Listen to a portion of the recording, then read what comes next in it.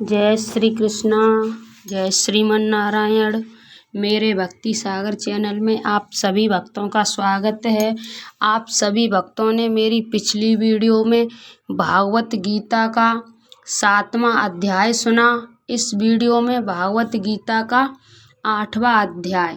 आप सब भक्तों की हर मनोकामना भागवत गीता पूरी करेंगी। इसे पूरा सुनना। जय श्री कृष्णा। अर्जुन ने कहा, हे पुरुषोत्तम, वह ब्रह्म क्या है? अध्यात्मक क्या है? कर्म क्या है? अधिभूत नाम से क्या कहा गया है? और अधिदेव किसको कहते हैं? हे मधुसूदन, यहाँ अधियज्ञ कौन है और वह इस शरीर में कैसे हैं?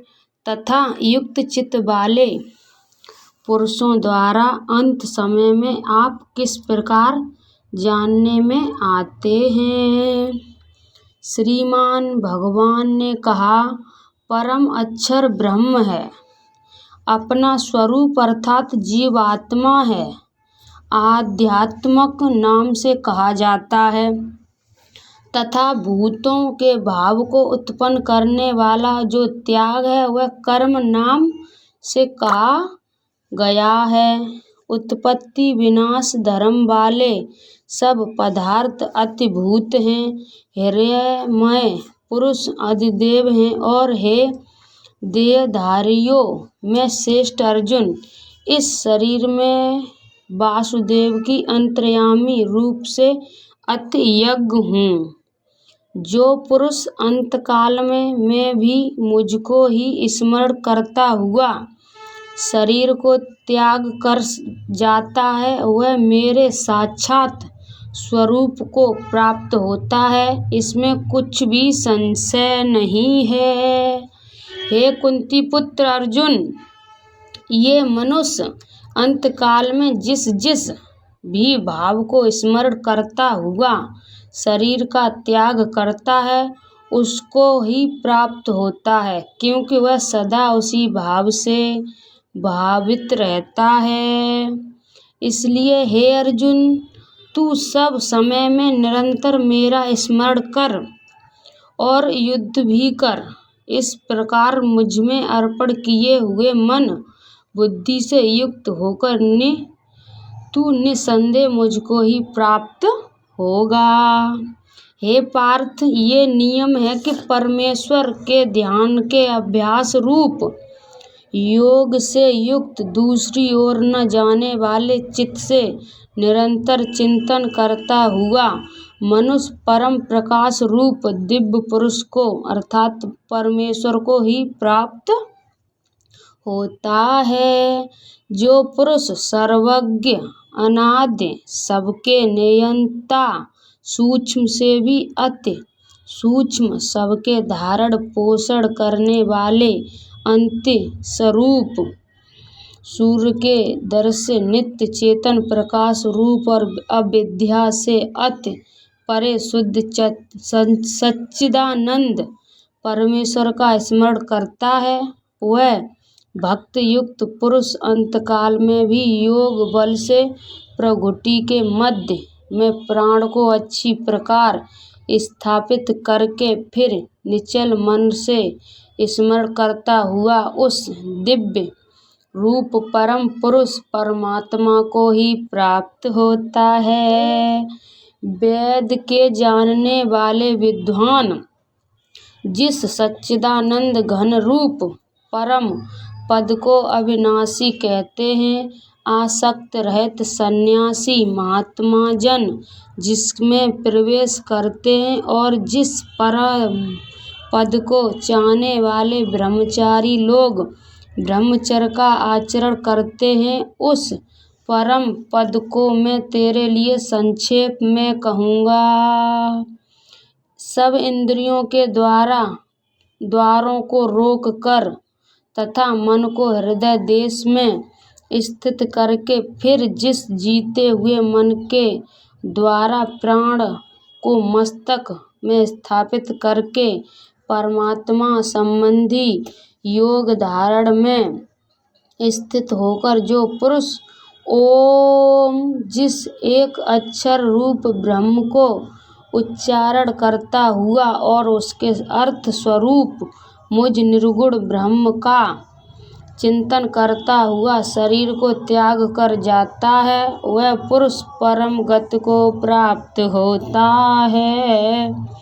हे अर्जुन, जो पुरुष मुझ में अन्य चित्त होकर सदा ही निरंतर मुझ पुरुषोत्तम को स्मरण करता है, उस नित्य निरंतर मुझ में युक्त हुई योगी के लिए मैं सुलभ हूँ, अर्थात मैं उसे सहज ही प्राप्त हो जाता हूँ।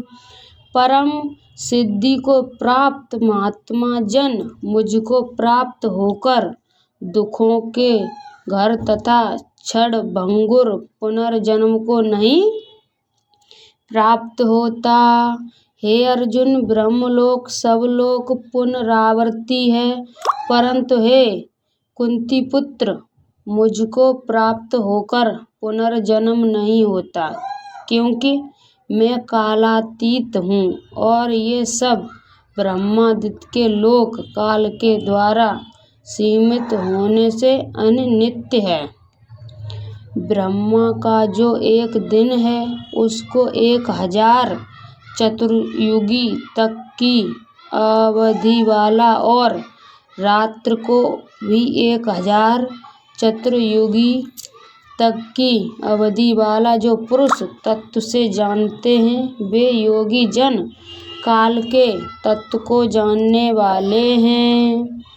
संपूर्ण चराचर भूतगण ब्रह्मा के दिन प्रवेश काल में अव्यक्त के अर्थात ब्रह्मा के सूक्ष्म शरीर से उत्पन्न होते हैं और ब्रह्मा की रात्रि के प्रवेश काल में उस अव्यक्त नामक ब्रह्म के सूक्ष्म शरीर में लीन हो जाते हैं। हे पार्थ, वही ये भूत समुदाय उत्पन्न होकर प्राकृत के वश में हुआ रात्रि के प्रवेश काल में लीन होता है और दिन के प्रवेश काल में फिर उत्पन्न होता है। उस अव्यक्त से भी अति परे दूसरा अर्थात विलक्षण जो सनातन अव्यक्त भाव है, वह परम दिव्य पुरुष सब भूतों के नष्ट होने पर भी नष्ट नहीं होता। जो अव्यक्त अक्षर इस नाम से कहा गया है, उसी अक्षर नामक अव्यक्त भाव को परम गति कहते हैं तथा जिस सनातन अव्यक्त भाव को प्राप्त होकर मनुष्य वापस नहीं आते, वह मेरा परम धाम है। हे पार्थ, जिस परमात्मा के अंतर्गत सर्वभूत है और जिस सच्चिदानंद घन परमात्मा से ये समस्त जगत परिपूर्ण है, वह सनातन अव्यक्त परम पुरुष जो अनन्य भक्त से ही प्राप्त होने योग्य है। हे अर्जुन, जिस काल में शरीर त्याग कर गए हुए योगी जन तो वापस न लौटने वाली गति को और जिस काल में गए हुए वापस लौटने वाली गति को ही प्राप्त होते हैं, उस काल को अर्थात दोनों मार्गों को कहूँगा। जिस मार्ग में ज्योतिषमय अग्नि अभिमानी देवता है, दिन का अभिमानी देवता है, शुक्ल पक्ष का अभिमानी देवता है और उत्तरायण के 6 महीनों का अभिमानी देवता है, उस मार्ग में मरकर गए हुए ब्रह्मवेत्ता योगीजन उपयुक्त देवताओं द्वारा क्रम से ले जाए जाकर ब्रह्म को प्राप्त होते हैं।